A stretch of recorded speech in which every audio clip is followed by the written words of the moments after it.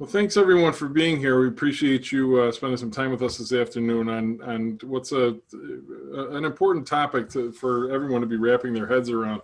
I think on topics of operations and risk management and compliance, and the world has changed very much over the last 18 months, and we've been kind of running a steady course of education on those kind of topics, because these are the things that come back to bite you. Obviously, sales, business development, those things are picking back up again, and but these are the other things that can either be a drain or create advantage for your companies as we go forward. So, if we all feel like the pandemic's coming to an end, we hope that this all takes. And we are everybody's looking at the future more than they might have been a few months ago. We want to make sure that as you're doing so, you're looking at the risk almost as much as you're looking at the opportunity. So we appreciate you being here, and we appreciate the speakers that we have lined up for today. Ed Martin and Bob spoke for us for our Global Business Administration program, which took place in January and February.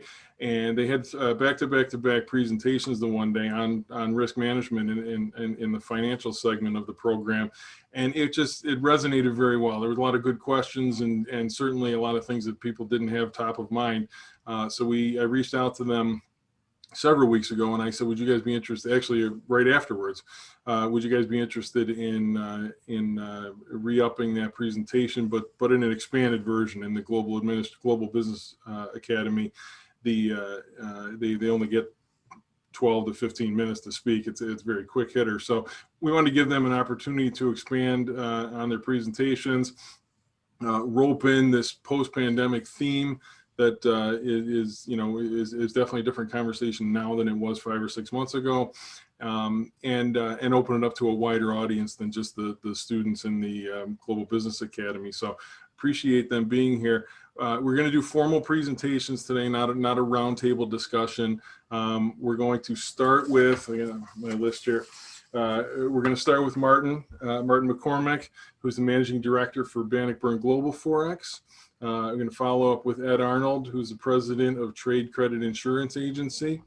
And then we'll finish up with Bob Tharnish, who's the Senior Vice President for Quality Assurance and the Attorney Network Services for ABC-Amega. All three have, both the speakers or their companies have spoken at many events for us, and it's always packed with good information, and we're looking forward to each of their takes on the new world that we're facing right now, even as you're facing workforce issues and all the different pieces of the puzzle, and actually staying in operation and running your day-to-day.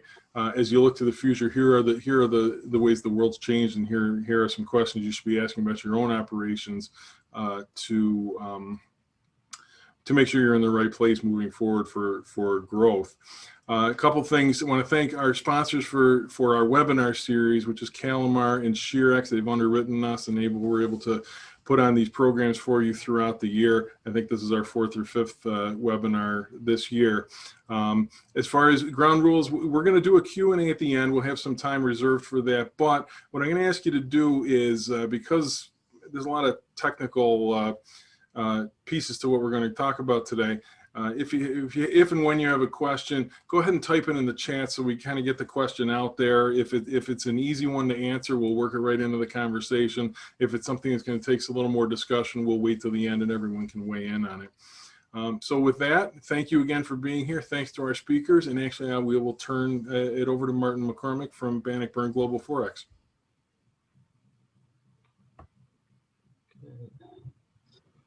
Make sure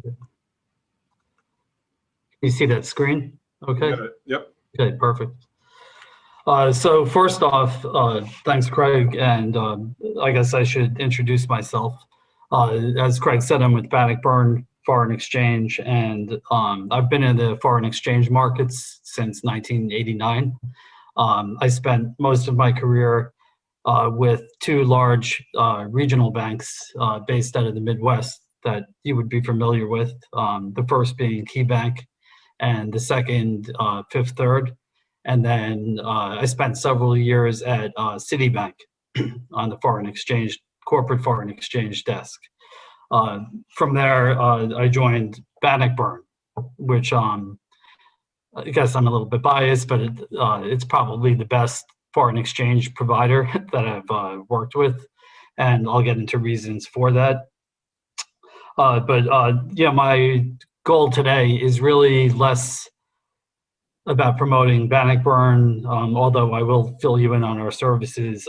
My goal is to be more informative and provide some value and some education for the clients listening who have foreign exchange exposure. So I know the topic is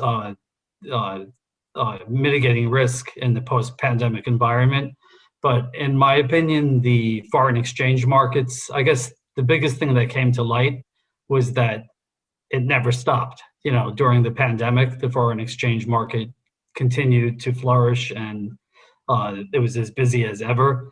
And I think part of that is attributed to the electronic trading and just the move to moving transactions online. I think that kept the transactions flowing, and that's the biggest thing that came to light for me as far as the pandemic. But over the years, I've seen so many changes in the FX markets, starting with, in addition to the technology, an increase in regulatory issues, starting with like Dodd-Frank and the Patriot Act, and just knowing the institutions needing to know who they're working with for the foreign exchange trading. So let me move on to the next slide here. I've got to say, like, I do have some attributes. PowerPoint and Zoom calls is not one of them. So if you have questions, you know, please, if I'm not communicating effectively, please don't hesitate to to send the questions across. So just briefly, I just wanted to tell you a little bit about Bannockburn. We were established in 2009. Today we have offices. I'm in New York City, and we have an office in Los Angeles and offices in between. The company has grown significantly over the course of the last years. We've assisted about 2,000 plus clients with transactions. We've done over 200,000 transactions successfully and securely, and on behalf of our clients. And annually, we're trading more than 30 billion a year in corporate FX trades. Our typical client would be a closely held company. We work with a lot of privately held firms, ranging in size from 5 to 10 million up to, let's say, $1 billion. And of course, there are exceptions here and there. Most of these companies are domestic U.S. companies, and for different reasons, maybe they're a manufacturer who exports or imports, or they have sales people selling into foreign markets, and or they're part of a global company where they're a subsidiary. So these are the types of companies that we work with, and one of the reasons why we've flourished is that if you see on the screen here, we have 28 partners. So that's actually a benefit, and we don't have a lot of the overhead that banks would have. You know, we were acquired by a bank in 2019, but we operate as a standalone company. We've kept the Bannockburn name, and in that respect, we're very independent. It's a very lean shop. Everything is very straight through. Our operations and back office is as strong as the sales and the front office team. So what we do is we try to get to know our clients very well. It's a very relationship-driven organization. We try to identify the work with the teams, the senior management and the appropriate contacts at the companies who we service, and just learn more about their business, learn more about their foreign exchange exposure, and put in the optimum hedging strategies, if that's appropriate, to facilitate their transactions.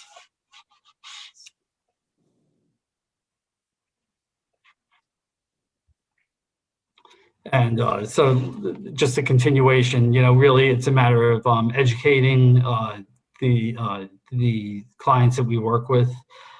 We analyze the transactions to find hidden costs. I'll get into more of that later in the presentation, because transparency is huge in managing foreign exchange. We look for avenues to reduce costs, and one of our selling points is the streamlined process. It's pretty seamless to work with us. We are a foreign exchange specialist firm, so you don't need to switch your banking account structure to work with us.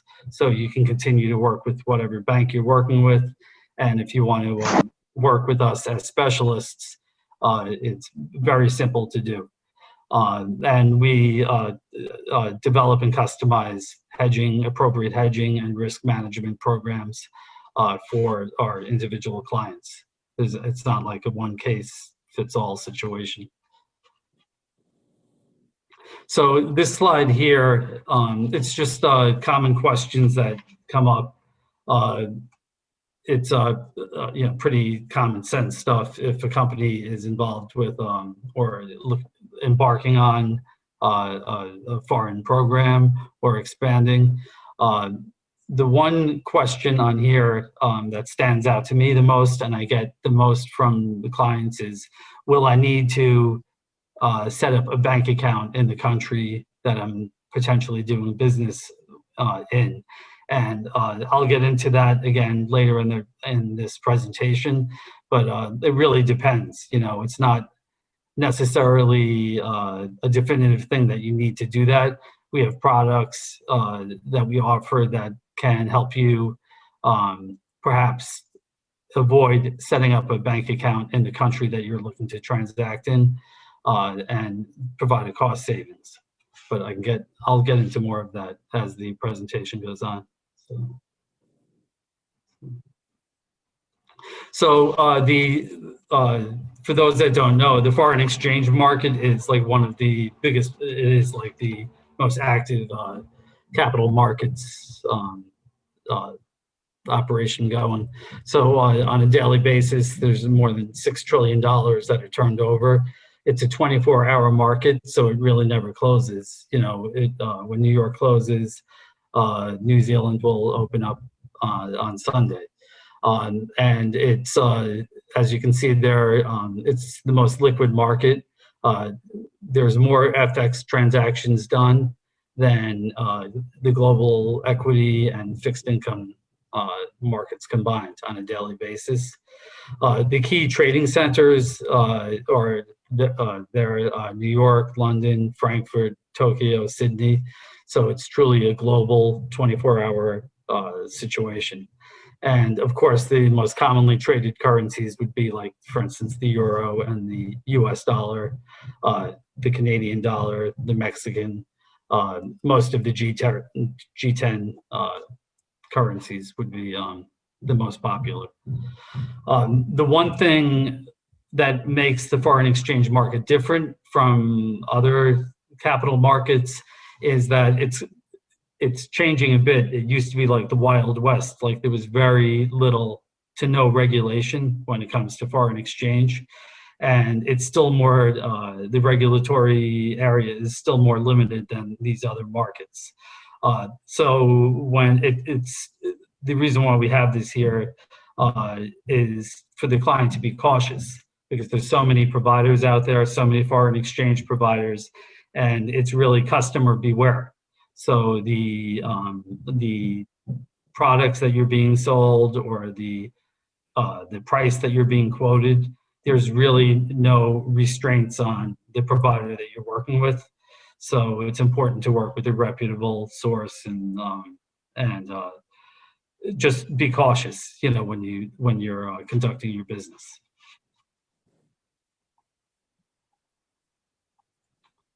So as far as corporate foreign exchange, which I'm a specialist in, these 4 boxes on this slide identify the most common transactions that would take place.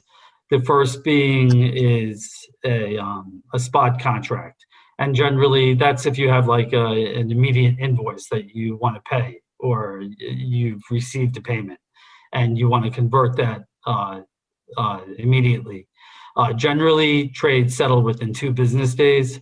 For instance, like if you do a euro transaction, it's on a Wednesday, it will settle on Friday. In the North America markets, like for instance, Canada, there are exceptions to the 2-day settlement. Canada, you can settle actually same day or next day. The standard is next day, and the same goes for Mexico.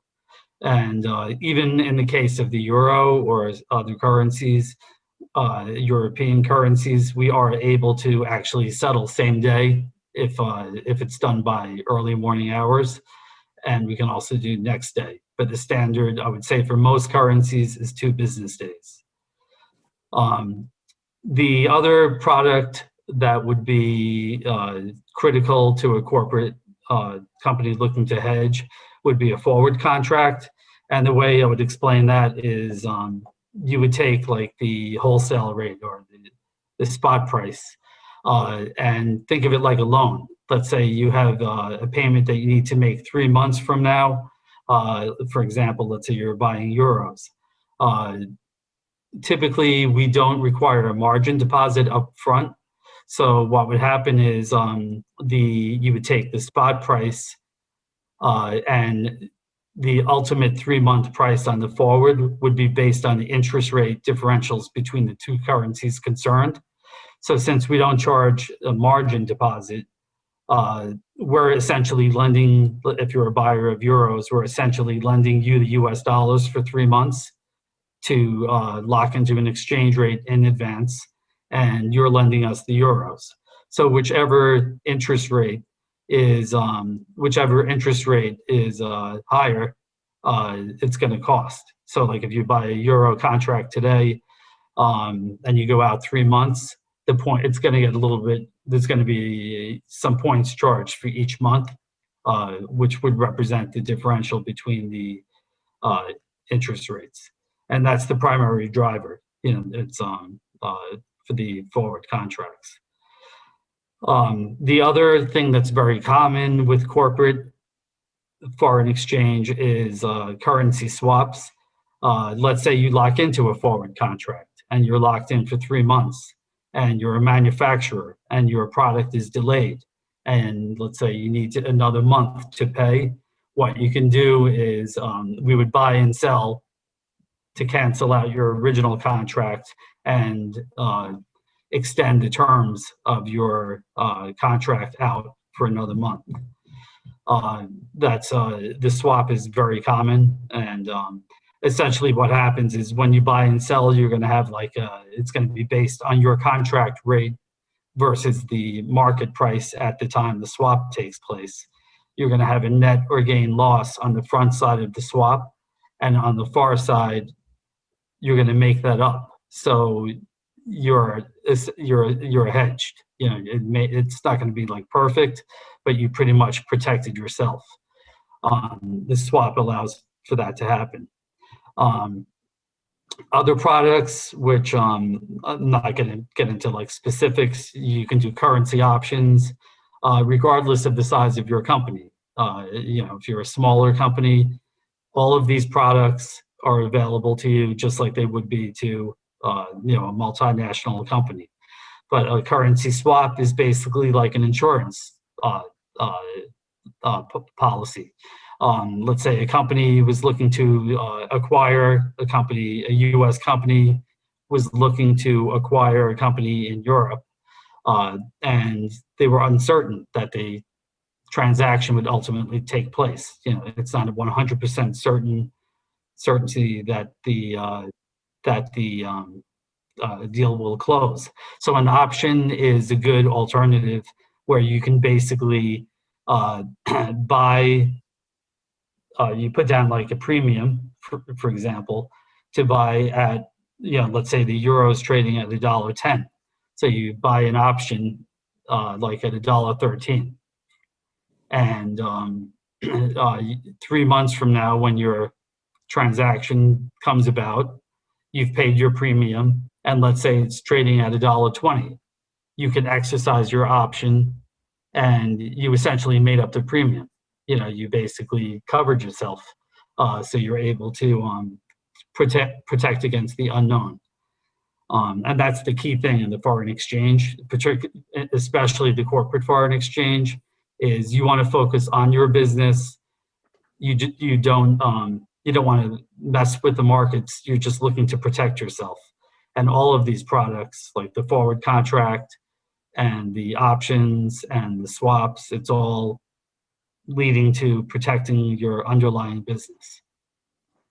In the case of non-deliverable forwards, there are certain countries like, for instance, like off my head, like China or Brazil, where there is central bank restrictions and there are limitations on, for instance, you can't trade with Brazil in the U.S. Like it's not possible to lock into a deliverable contract in real in the U.S. So a good example where this would be of use, it's a synthetic forward. It achieves the same thing like a forward contract. But let's say a company was importing from Brazil or China, and they needed to price the product here for the pricing to their customers in the U.S. This contract would allow them to lock into a budget rate, so they know exactly where they stand and what their profit is on the contract. So if they locked into a 3-month contract, and let's say it had moved against them, what would happen is the provider, like Bannockburn or the bank they're working with, would fund the difference between the contract rate and the current market rate. So that would bring them back to their budget level, whatever the original contract was locked in at. So it enables them to price their products. And that's common. Again, the non-deliverable forwards are commonly used with like China or Brazil, which are two, obviously China is a huge trading partner. So.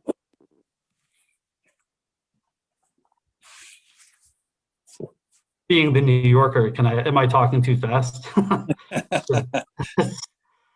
Let me know if I am. So this chart slide that you're looking at here, it basically goes to the point of how a firm like Bannockburn can provide assistance. A lot of people think that the foreign exchange markets, especially like small to medium-sized companies or new players to the market, they think there's like a universal exchange rate, and that's not the case. All of the different banks trade off of the interbank rate, which you could call like the wholesale rate, and they take spreads, off of that wholesale rate, just like any other product. But the discrepancy between the different banks and the providers out there is enormous. You can find places that will charge you 8%, 5%, 3% above the actual cost. So one of the values that Bannockburn provides is that we're very transparent and very upfront about our pricing. So here in this case, and we do this for a lot of our clients, we do like a forensic analysis of previous trades they've done. So in a case like this, the customer is selling Australian dollars.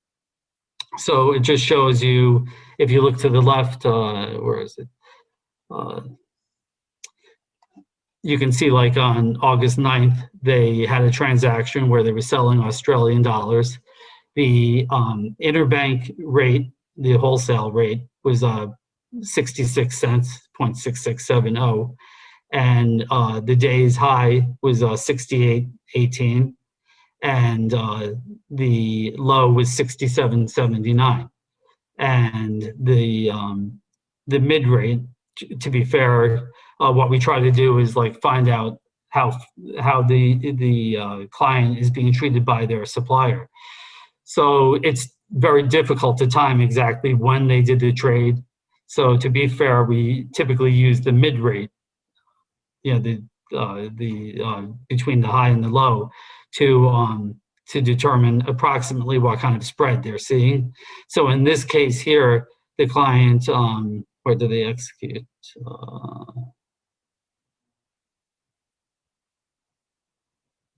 Trying to see where they executed their trade.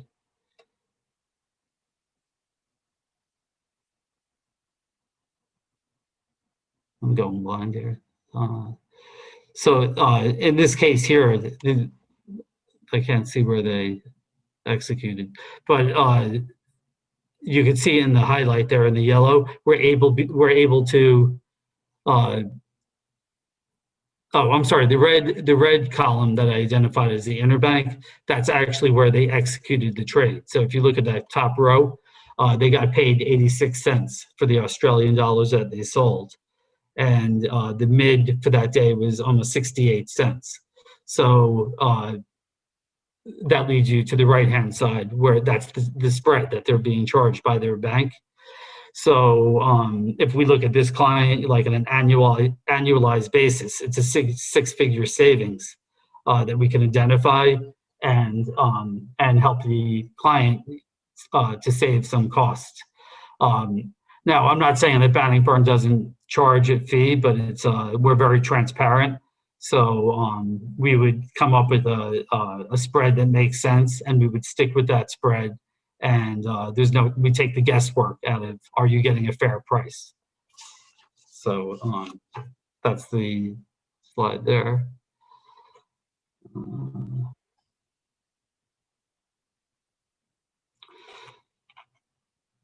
So the one thing with Bannockburn, as I said earlier, it's very seamless to work with us. You can work with us in addition to your bank. And literally, if we can provide value, we can get you set up very quickly. It usually takes literally, the same day, once a client is interested in transacting with us. We don't charge any wire fees. As I said earlier, on the forward contract, we don't charge, typically do require margin deposits up front. So it's just very easy to work with us. And I think the other benefit, as I said earlier, having worked at some large banking institutions, is that we are focused exclusively on foreign exchange. So we don't have tremendous overhead, and we're able to pass that on to our clients. The point made earlier, the foreign exchange market is it's so volatile, and that's due to there's so many variants that come into play, like geopolitical events. Who knew that we would be sitting here, a year or so after the COVID struck the United States and the world? There's so much unknown out there, and the main thing that we just try to emphasize is to protect yourself against the unknown. Like something that's very popular right now is the individuals trading foreign exchange. A lot of people like to speculate and play in the market, because if it goes in your favor, of course you can get a very quick return. But it's like Las Vegas. The house always wins. There's going to be some event that is unforeseen, and it can change things overnight. So that's why we encourage our clients to hedge and just be conservative and just proactive. So the bottom line, again, to those points, it's seek out better pricing. It's not universal. Some people think like, oh, I'm with one of the major banks. How could I possibly, how could you offer a better price? The pricing varies, again, between the different firms and banks out there. So it's important to do your homework. And another benefit to a firm like Bannockburn is that we really work with our clients to help them execute the trades at opportune times. We have a phenomenal chief market strategist. We put out daily currency updates, forecasts, and we'll do that for individual requests and come up with the hedging strategy if it's appropriate for you, that works for you. So in terms of like, should you hedge or not hedge, this is all pretty explanatory. You know, like for instance, taking the top one there, can I pass the movements on to my suppliers or customers? Some companies are able to, that's why they pay in US dollars, you know, like if they're able to pass on the more expensive costs to their clients, they go ahead and do so. So this is all, like I said, self-explanatory. You know, just understand like what your exposure is and what the objective is. You know, a lot of clients I work with, they set their budget levels once a year. And so they like to hedge, price their products, and move on and focus on their own business. So that's, you know, those are decisions that are individual based on the company. And if you do decide that hedging strategy is beneficial to your company, there's different ways you can handle it. For instance, like a rolling hedge, you can, let's say, you know, every quarter you're going to have 200,000 euros that are due. What you can do is lock into a 3-month contract, and every month, going back to the swap, when it comes due, you can push it out another 3 months. And the only adjustment will be based the spot price that you were originally locked into at the start of the year, and then the forward interest rate adjustments every 3 months. So essentially, you know, you're able to determine, you know, what your budget level is or what your costs are for the year. Another way a client could lock in, another strategy they could use is just layering in hedges. They know they have exposure, so they do like 10% at a time and then add another 20% until they're fully hedged. And then periodic hedging would be where you basically lock into a hedge based on your budget costs, you know, your budget rate for a year periodically, as the opportunities arise. And then of course there's like one-off hedges, which would come up in cases like if a company is acquiring a company in Europe, they have a one-time instance and they want to lock into the exchange rate in advance so they know what the total cost would be for them.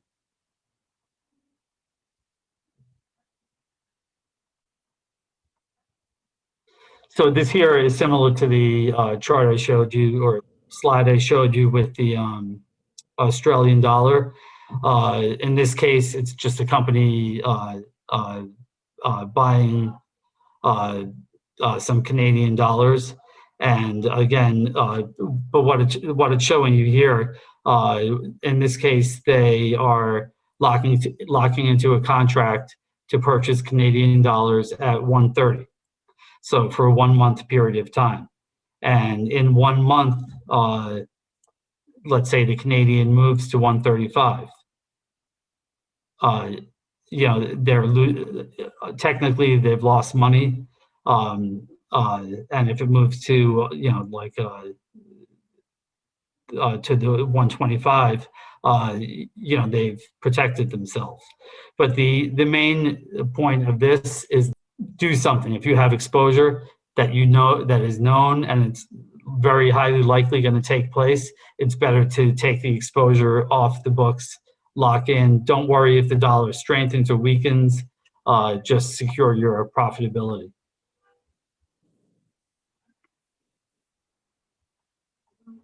Okay, this chart here, it's outdated, but it really just shows you like how the volatility in the FX markets, this here is dollar CAD during a limited period of time, and you can see if you do nothing, the risk is tremendous. You know, it could really affect your bottom line. So this is very similar to like the slide that I just went over previously. Again, it shows, you know, like if you do nothing from the point to let it ride is the most dangerous thing. You know, you can subject yourself to risk. Am I doing okay with time, or is it? We probably gotta finish up and get to Ed shortly. So. Okay. All right. So just in summary, you know, the transparency is key. You know, make sure you do your homework, and don't be afraid to ask for help. You know, with if you have questions, I assure you I'm a much better foreign exchange advisor than I am a PowerPoint presenter.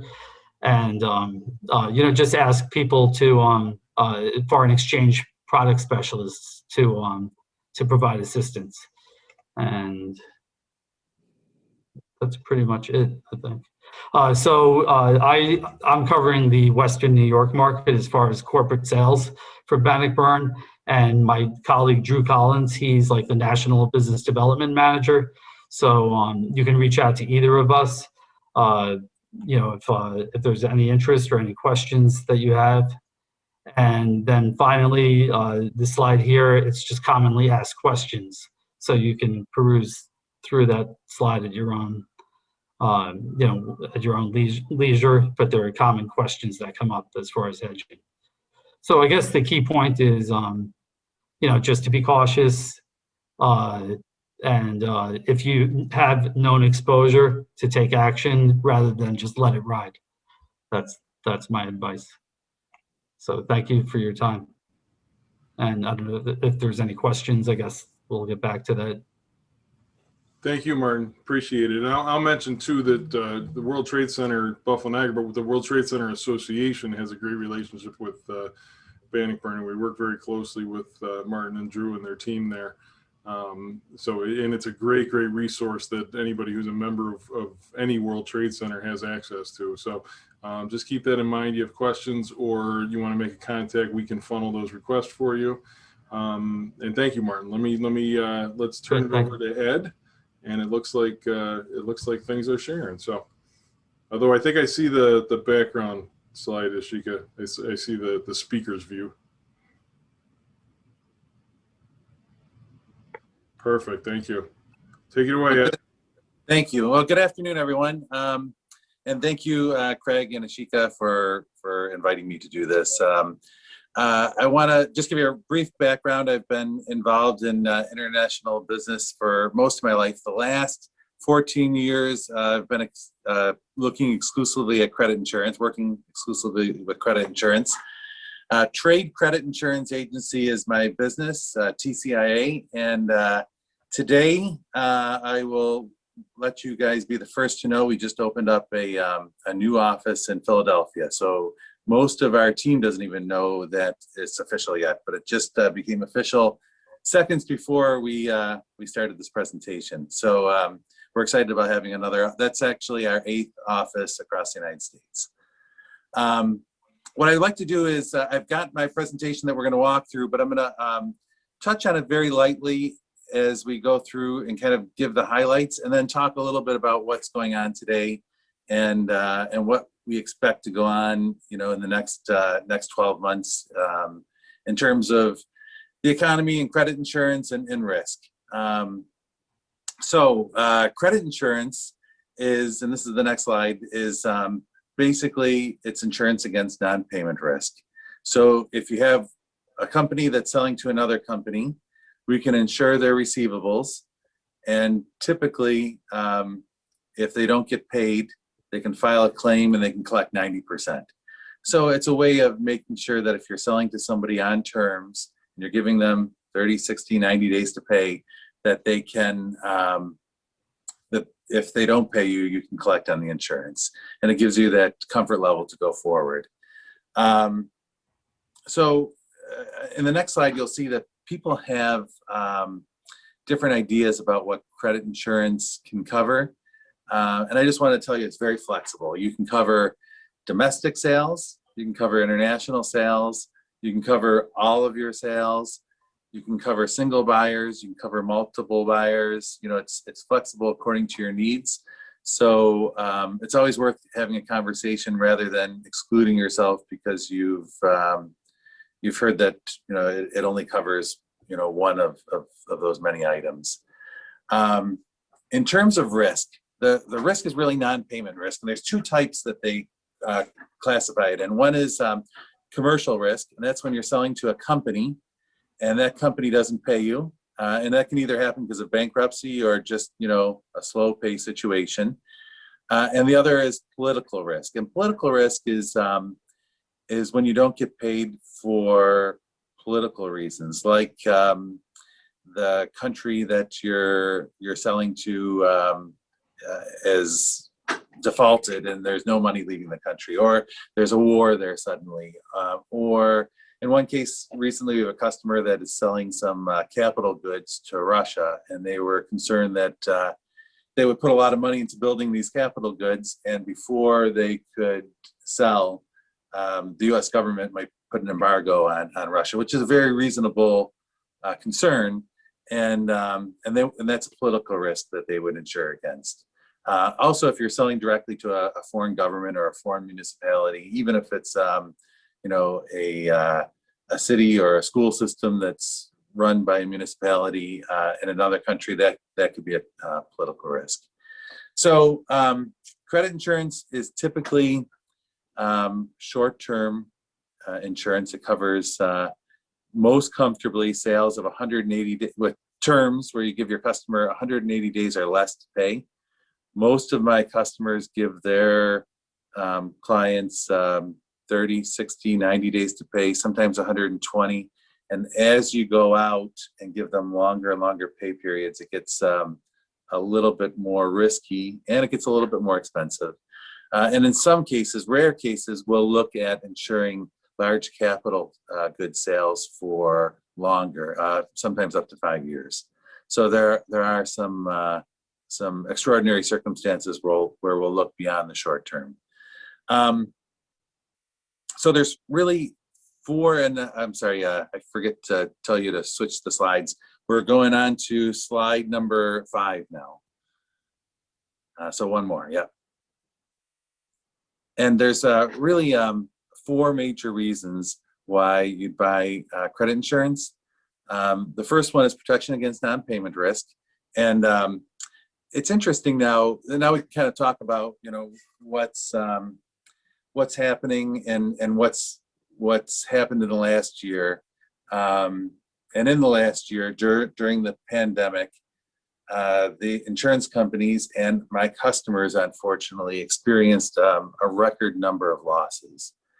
There has been a lot of bankruptcies. There's been a lot of non-payment events. There were a lot of companies that were closed, and they were unable to pay bills and weren't paying bills. And really just kind of from our perspective, it was a tough year in terms of workload because there's a lot of questions, a lot going on, but it was also a little validating for us because we had a lot of customers that collected on their insurance, which is from our perspective a good thing. It shows the value of insurance. And in particular, I'm thinking of 2 that stood out. One was a local company that sold into the chocolate and I guess food industry, and they had a large customer that was also one time a local company that went bankrupt. And my customer was a 3rd generation business that is fairly small, and this loss would have put them out of business after 3 generations if they didn't have that customer insured and we weren't able to get that customer claim paid.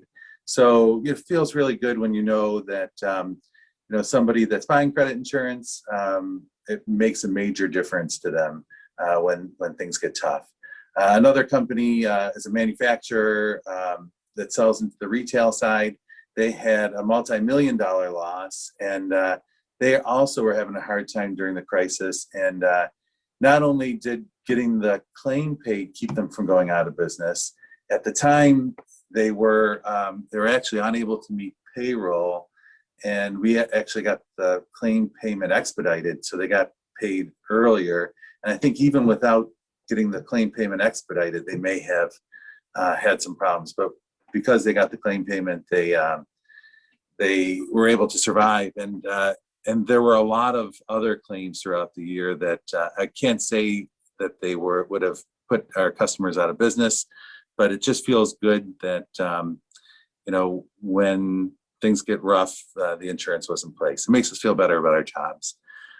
So that the first benefit of credit insurance is protection against non-payment risk, and that's some examples of that. And also just kind of looking forward, we're in a new environment. I guess every day is a new environment, but we're in a new environment now. And when you're evaluating whether you can sell to a company and offer them terms, you have a lot of things to consider. And normally you look at the performance of that company. And a lot of companies, if you look at last year's performance, it wasn't so good because we were in the middle of the pandemic. But it also isn't necessarily indicative of how they're going to do this year. So the normal ways of kind of looking at a company and how they perform is not really in alignment now like it used to be. So so it's kind of a strange time to look at things, and I'm sure most of you are seeing this, but last year was a very tough year for a lot of companies. This year, with some exceptions, it looks like most of my customers have tremendous opportunity to sell more. There's tremendous pent-up demand, and the problems that are out there are that they can't satisfy the demand, sometimes because of supply chain issues, and often because of labor issues. A lot of my customers are having a hard time getting labor back in to perform the functions that they have to perform, and there's a lot of supply issues too. If this was a virtual presentation, I would ask you guys some questions, and you can raise your hands. I would ask you to raise your hand on this, but I don't know how to look, and I'm not sure if you guys can easily figure out how to raise your hand on this. But I wonder if any of you have looked to buy a car in the last few months, because I'm looking right now and there are almost no cars available. Yeah, you're at a good slide now, so that's perfect. But yeah, there's almost no cars available, and that's because of a chip shortage. So if you were to go to a dealer and try to buy a car and you had an idea of what you'd want, chances are it wouldn't be there, and they can order it for you, but it might be 3 to 6 months. So this is like unprecedented in the United States. We've got supply issues with chicken, we've got supply issues with all sorts of things. That impacts individual businesses. So sometimes, you have, certain industries that in good times aren't doing so well. Another example is the rental car industry. The rental car industry during COVID was dead, and they sold off all their cars, or a lot of their cars. And now they can't buy back the cars because there's no cars available. So there's a huge shortage in the rental car industry too. So there are a lot of stories of certain industries that are getting hit. And then other things, kind of also related to the car business is last year, before all this started, the coal industry was getting beat up terribly, and the steel industry was getting beat up, and prices were down. This year, prices are way up. The steel industry is going crazy. The demand is incredible. And the steel isn't even going to manufacturing cars. It's going to other things, building materials and such. So, that's an example on the positive side of an industry that's thriving. Though last year, you never would have picked those two industries as winners. So as you're looking to protect against non-payment risk, there are always unforeseen things that come up. Next slide. So this is the second benefit of credit insurance. A lot of times when you're selling to customers, you can sell them more by offering longer payment terms and higher credit limits. So if any of you have ever, maybe you work for a company that has said this, or you've heard other companies say this, when you ask them, well, what are your terms for selling overseas? And they'll say, oh, overseas is cash in advance, just cash in advance. And if that's the case, then chances are they're losing out on sales. And that's the case in most situations, even domestically. If you offer your customers 30 days to pay you, it's often likely that if you offered them 90 days, they'd buy more and you'd have more business with them. So by safely offering longer terms, because you're covered with credit insurance, you can sometimes increase your sales. And a lot of times my customers come to me because they want to get aggressive on the sales side, but they're worried about non-payment risk. And they're also worried about financing. So we'll talk about financing in a minute. But that's the second major advantage. And if you could switch to the next slide.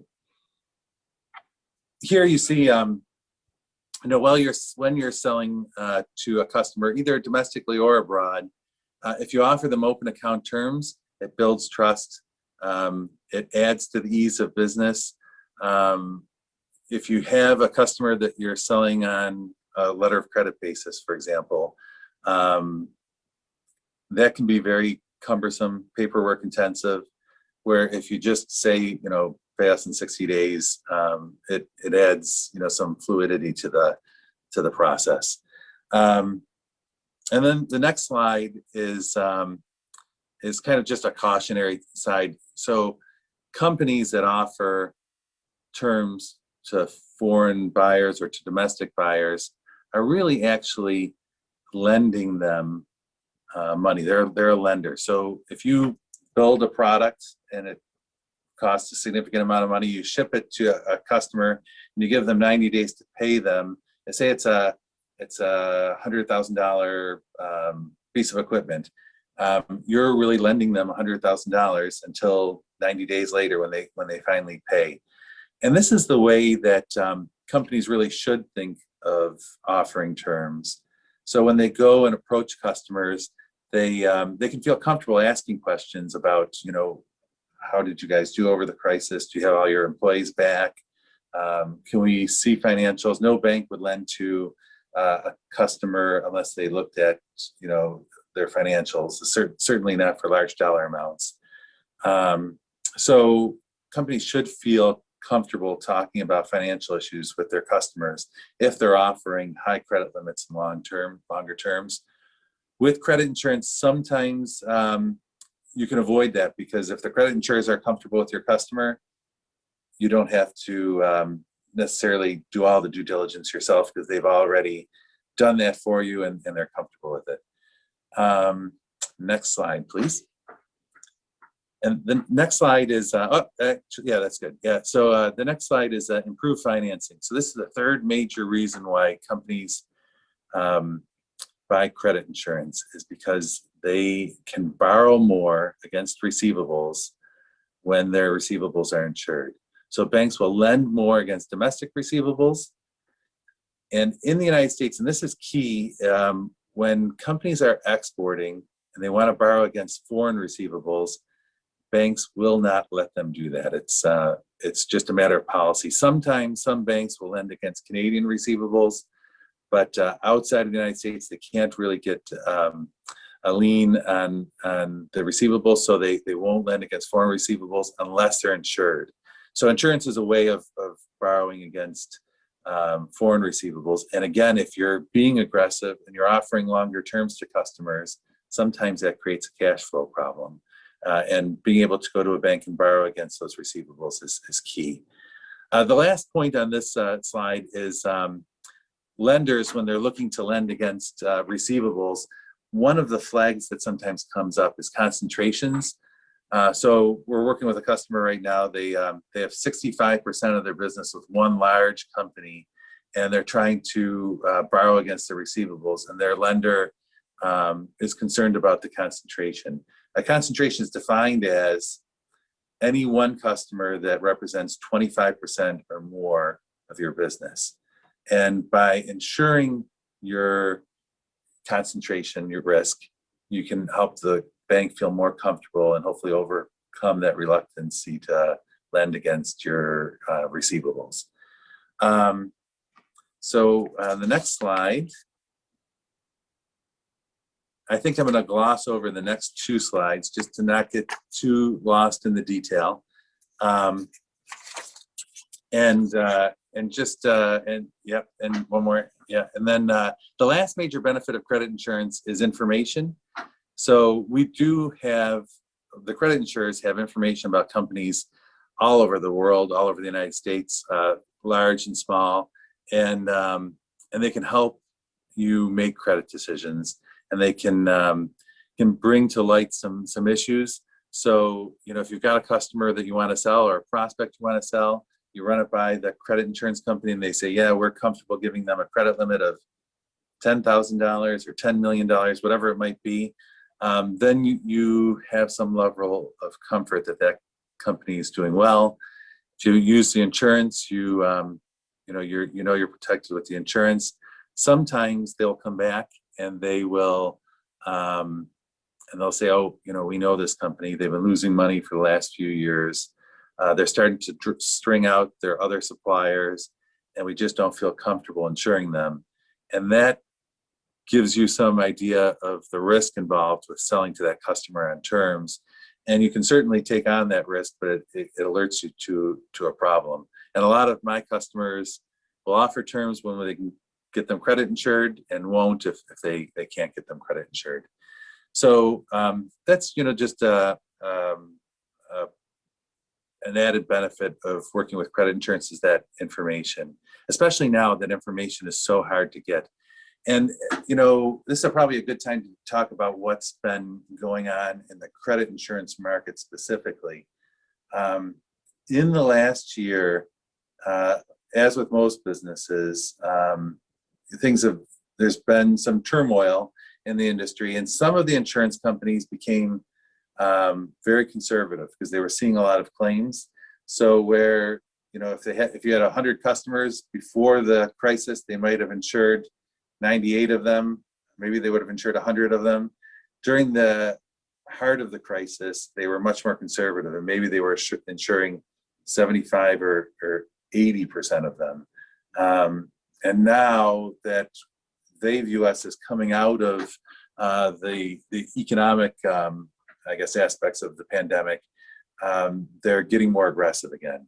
So there was a tightening in credit, and now they're becoming more aggressive. And we're also seeing claims subside, but part of that is also because there's a lot of money in the economy, and there's a lot of government assistance that has gone out, and we're kind of waiting to see what companies are, you know, going to thrive after the pandemic.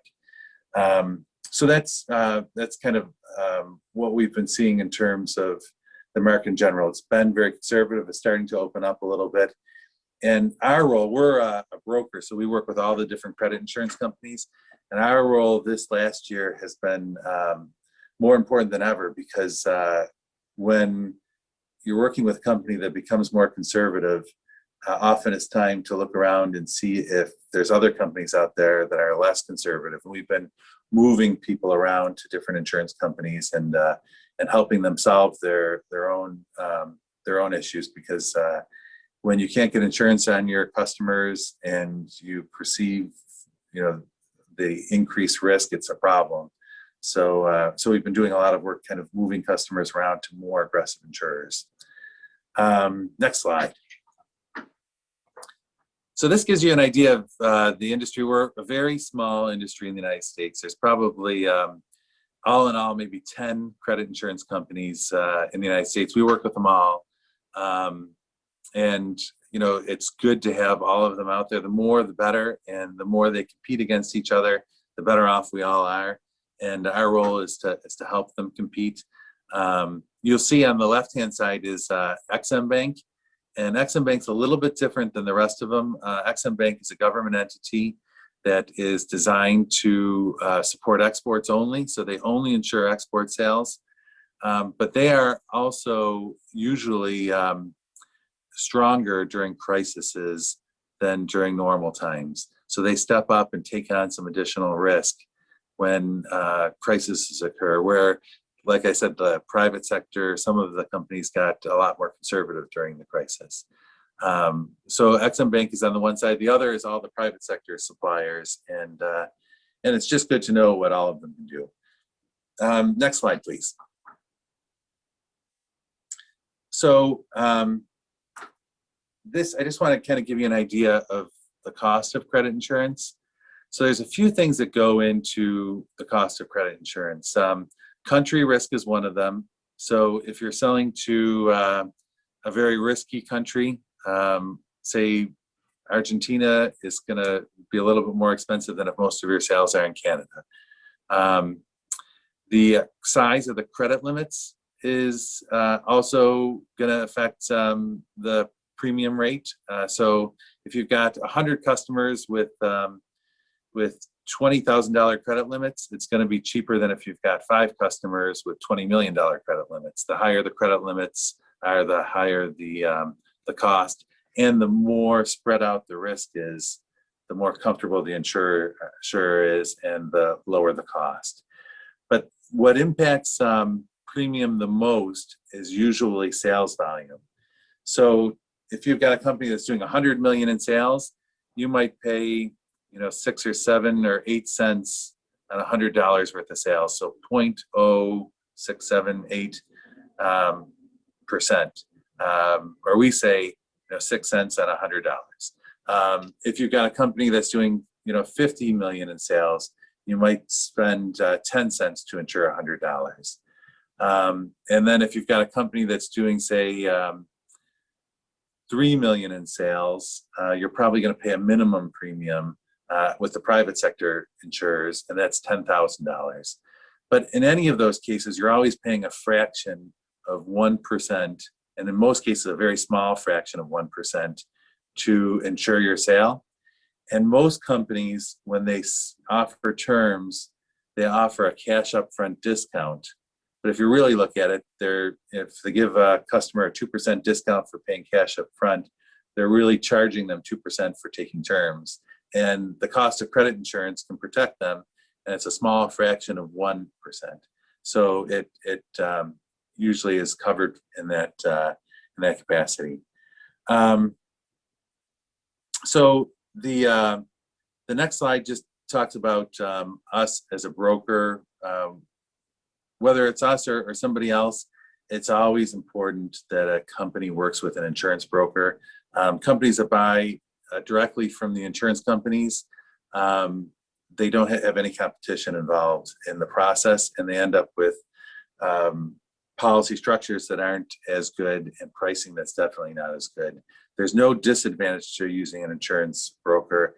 And of the 10 insurers in the United States, 7 of them require that you use a broker, and the remaining 3 all work with brokers, and most of their business is brokered. So it's important to have a broker in the process. They represent you, and if you have a claim, they can be a better advocate for you.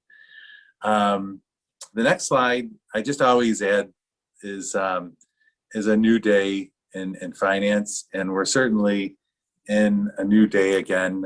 You see different things every day. Cyber attacks hit certain industries, and suddenly there's a crisis in that industry, and you think the day before that everything is doing great in that industry, and then suddenly there's a major problem, or they hit specific companies. So so that's something to consider.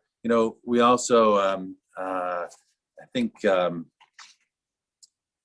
Martin used the term unforeseen events, and certainly COVID in itself was a totally unforeseen event. And who would have guessed that that would come upon us and it would have the resulting effects on the economy that it had.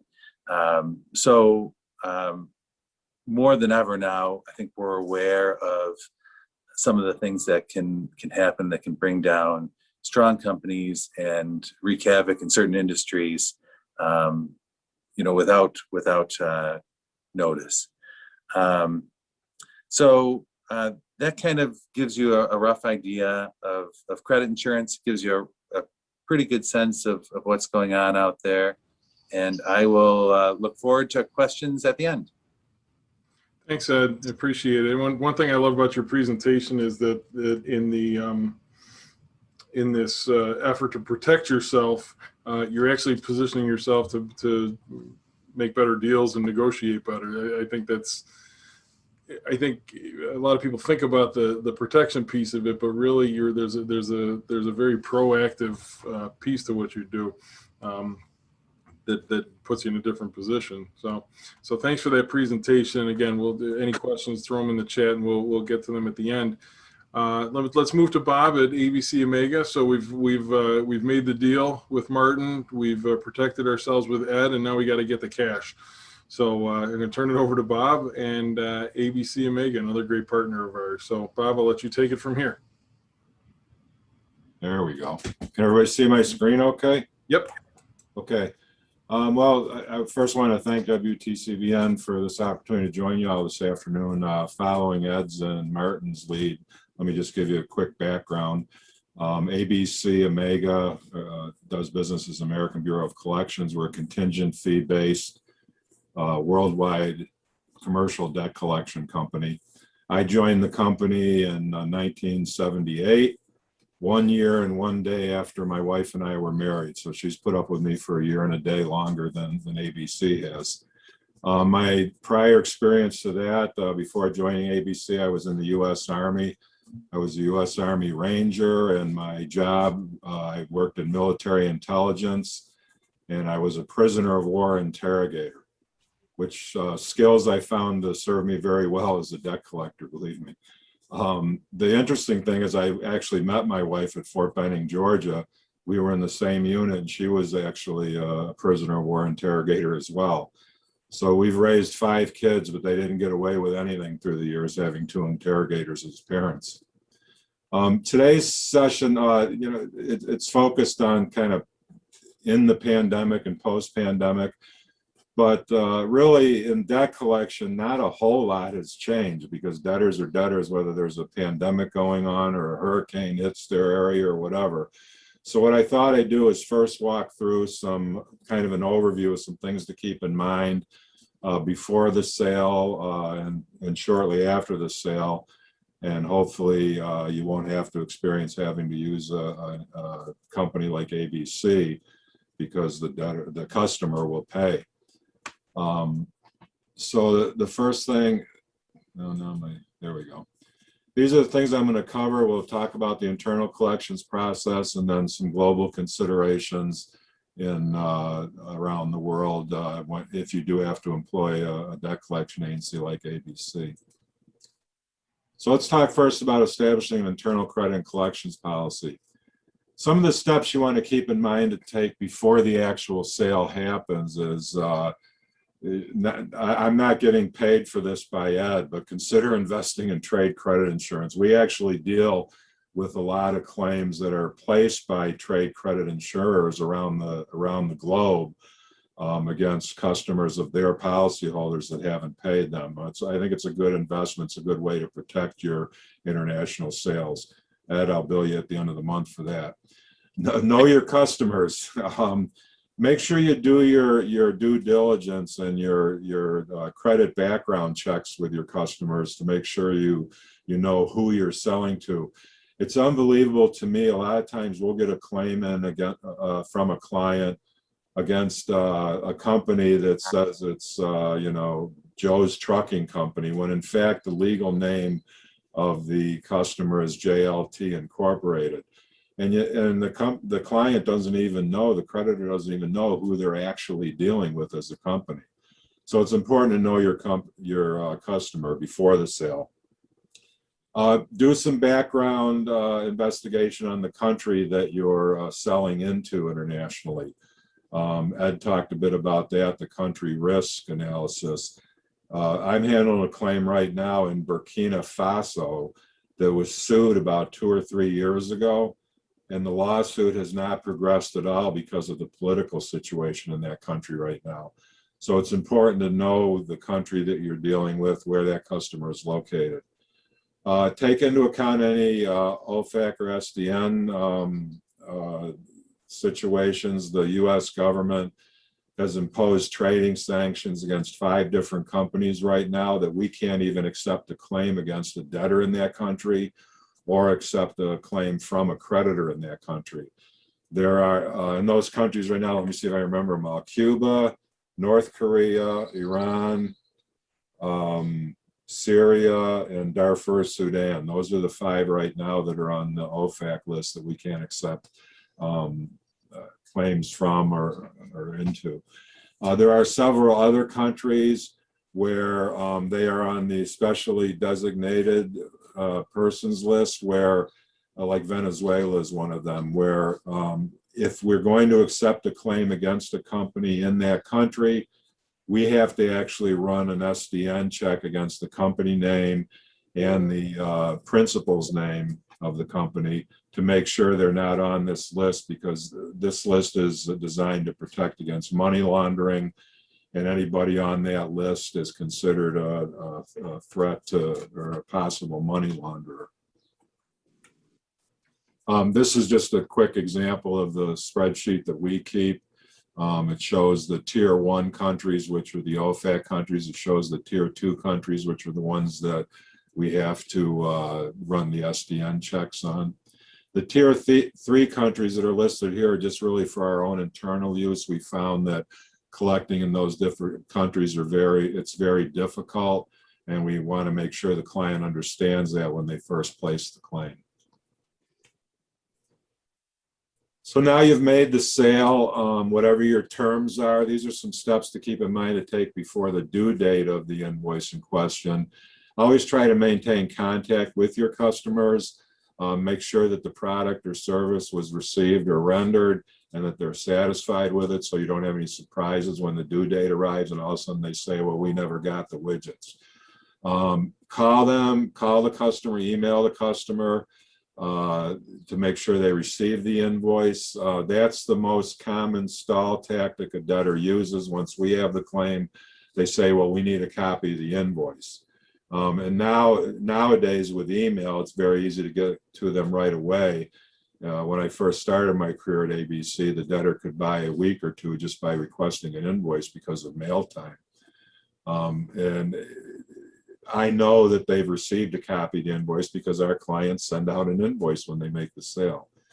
One other thing you can do is once the invoice is due, make a quick call or send an email to make sure that that invoice is in line for payment and or that payment was sent.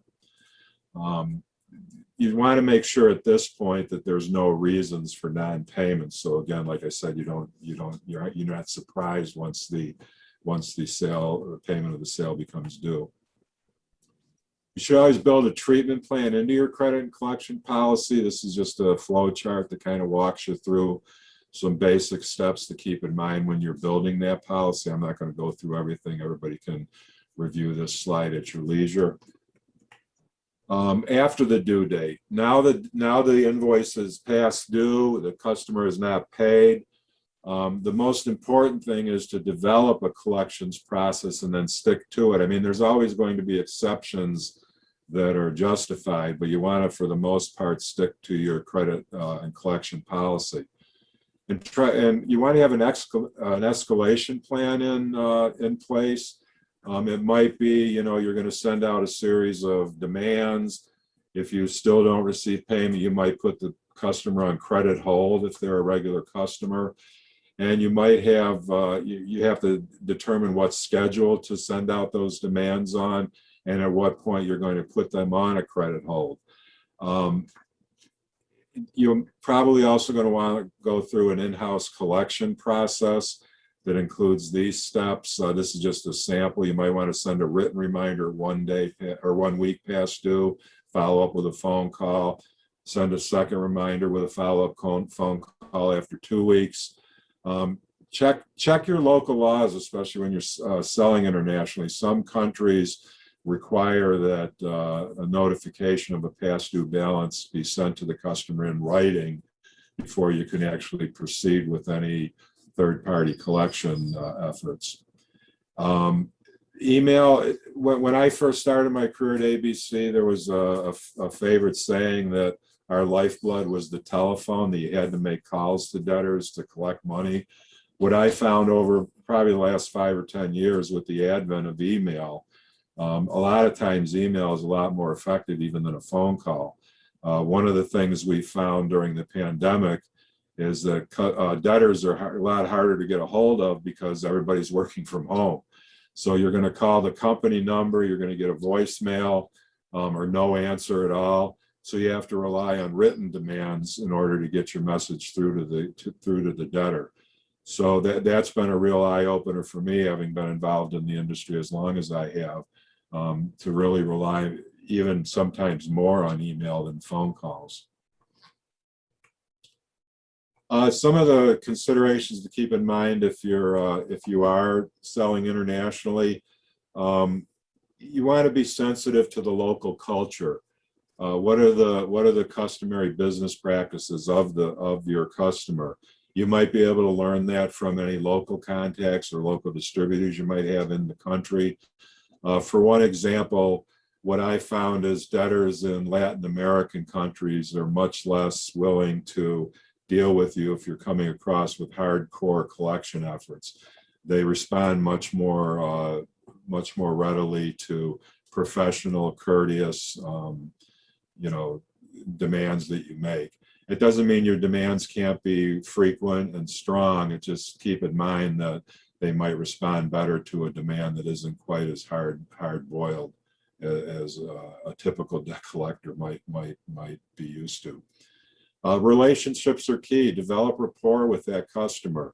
You want to keep your invoice at the top of their payables pile.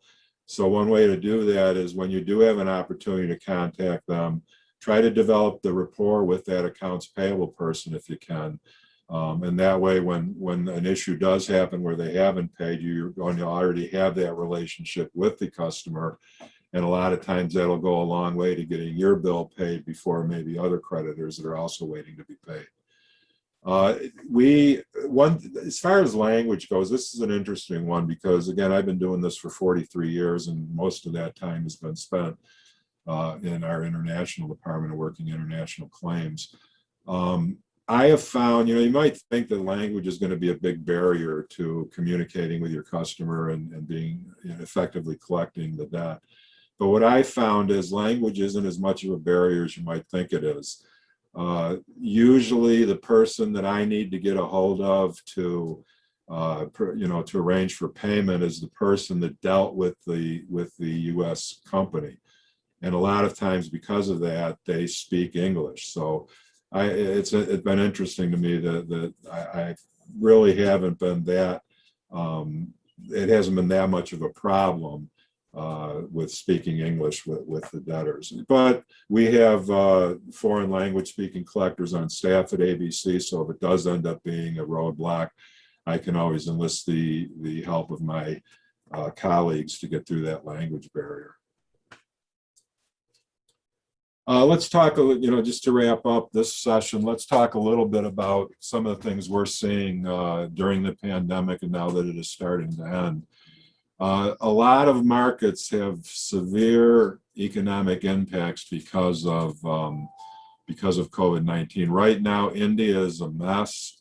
I'm constantly getting, debtors always have an excuse, but when Katrina hit, now that we've been through this pandemic, it gives them a new excuse for non-payment. But for example, in India, I know that it's a mess there, and so you want to try to make every effort to resolve the account on an amicable basis instead of just, running ahead and filing suit. Especially in India, we try, even without a pandemic in India, we try to resolve everything amicably that we can, because the Indian legal system, it's expensive and it takes forever for lawsuits to be completed in India. I handled a claim that was sued in India. It was a big enough claim to warrant the suit. It was like a $300,000 claim. And we sued it in 2011. And the claim finally got paid last year. And that's typical of an Indian lawsuit. In fact, about halfway through the lawsuit, the court required the debtor to deposit the funds in an escrow account that was under the court's control in the event that the creditor won the lawsuit. And even then, even after the creditor won the lawsuit, it took another year to get the money out of the Indian court. So the lesson there is make every effort to resolve an account amicably. And in the countries in South America are also experiencing a lot of issues because of COVID, especially Brazil. It's one of the highest positivity rates in the world right now. So again, and in Brazil, it's very expensive to file a lawsuit there. So every effort should be made to collect claims on a pre-litigation basis. And one way you can do that is to offer payment plans to your customer, or maybe accept settlements. We try to recommend to our clients and try to educate them that if we've got a halfway reasonable payment plan being proposed, or a lump sum settlement payment, a lot of times it might be better off to go ahead and grab that money and run to the bank now, rather than trying to continue to try to pursue the full amount due, when who knows when the economy in these areas are going to get better. What the other thing that I would mention about things during the pandemic, and this is true in the US as well as worldwide, the judiciary systems everywhere are in a mess right now. In New York State, the lower courts in New York City haven't even reopened yet to in-person hearings. You can still file lawsuits, but because you can do that electronically. But if an in-person hearing is required for whatever reason, whether it's a deposition or a pretrial hearing or an actual trial, those have all been delayed ever since the pandemic started and the courts closed. From what I'm hearing from our New York attorneys, we're hoping that the courts will start to reopen for in-person hearings at the end of this month. So we have our fingers crossed on that, so some of these lawsuits can start to move forward. Because they're so backlogged, and especially in countries like India, we really don't recommend litigation unless it's absolutely necessary because of the size of the claim or whatever. Some of the best practices to keep in mind when selling internationally and dealing with what we're dealing with now worldwide. Bilingual credit applications and documentation are nice. They make things a lot easier for the customer in a foreign country. And some countries actually require that the documentation be in the native language. You can check foreign registries for whether a company is actually registered to do business in that country, and you can find out information about a company through that resource. I think it was Fred that mentioned cash in advance. I got to be honest with you, at ABC, we hate cash in advance, because if everybody was on cash in advance, we'd have to go out of business. But that's something for creditors to consider, either cash in advance payments or letters of credit, just to give you some security. And then again, I'd like to reiterate, just to maintain communication with that customer, especially with the pandemic, try to determine, what are they going through? How has it affected their national economy? How has it affected their company's economy? And what are they doing to mitigate those effects? And when do they think they're going to be able to come out of the adverse effects that the pandemic has caused for their company? It's that communication and that relationship building is key. Just to reiterate some of the top tips: know your customer, know that country that they're in, safeguard any original documents you may have, because especially in the Latin American countries where their laws are based on Roman law, They require original documents if you're going to file a lawsuit. We can get around that sometime by providing certified true documents, but you're a lot better off if you actually have the original documents. Build a treatment plan for credit and collections and stick to it, and only make exceptions when it's justified and warranted. Seek out experienced international partners like ABC-Amega. We were founded in 1929, which if you think of it, was kind of a weird year for somebody to start a collection agency. But we've been doing business internationally since the late 70s, early 80s. So we know our way around the world and how to most effectively handle collection claims worldwide. And then finally, work to resolve issues out of court if it's at all possible. If you have any questions, you can contact me directly. Here's my contact information. Or if you need any help with any debt collection issues you may have around the world and in the US as well, please feel free to contact me, and I'm sure we can help you out. And with that, I'll turn it back over to Craig. Thanks so much, Bob. We appreciate it. Thanks to all three of you for the presentations. A lot of meat in there, a lot to digest. We said that we've got this meeting set until 3:30. We're at 3:31 right now, but I'll leave it for a minute if anybody participating has any questions. Again, it's an important time to be thinking about this, and it unfortunately comes at a time when you've got an awful lot to think about. We understand that. So we want to make sure we're keeping this information in front of everybody. As I said, there's a lot here, and certainly we can provide the contact information for Bob, Martin, and Ed going forward. We did record today's session too, and as soon as we get in the next couple of days, we'll get that produced and we'll get it online for you if there's anything you want to call back to. The presentations, are the presentations available? Can we make those available? All three of you? Yeah, good? Yeah. Okay, so we can do those too, and Ashika will have those. I'm not seeing any questions, so, and then we just. I've got one quick question. Oh, go ahead, Ed, go ahead. For Martin, does cryptocurrency ever cross into your field? We get a lot of questions about it because it's becoming so prevalent right now. You know, but most of the business, like I said, it's there's underlying business. It's the cryptocurrency, I guess. I will say this: the chief economist for Bannockburn, he said when you can start paying your mortgage with cryptocurrency, then it'll be something that we would be involved with. But so you see it more as is it more of an investment still than it's more currency where people debts are paid in? Yeah. Thank you. All right, the chat box is clear, so you all covered everything comprehensively. So thank you again. Thanks to everybody. Thanks to Ed. Thanks to Martin. Thanks to Bob for all of your information today and insights and expertise. Again, if you need to connect with any of them, let us know. Let Ashika and me know, and we will we'll make that connection happen. Thanks again to Shirex and Calamar for sponsoring our webinar series. And we'll see you. Actually, this is our last webinar before summer, so everyone have a great summer, and we'll pick up with you again in the fall.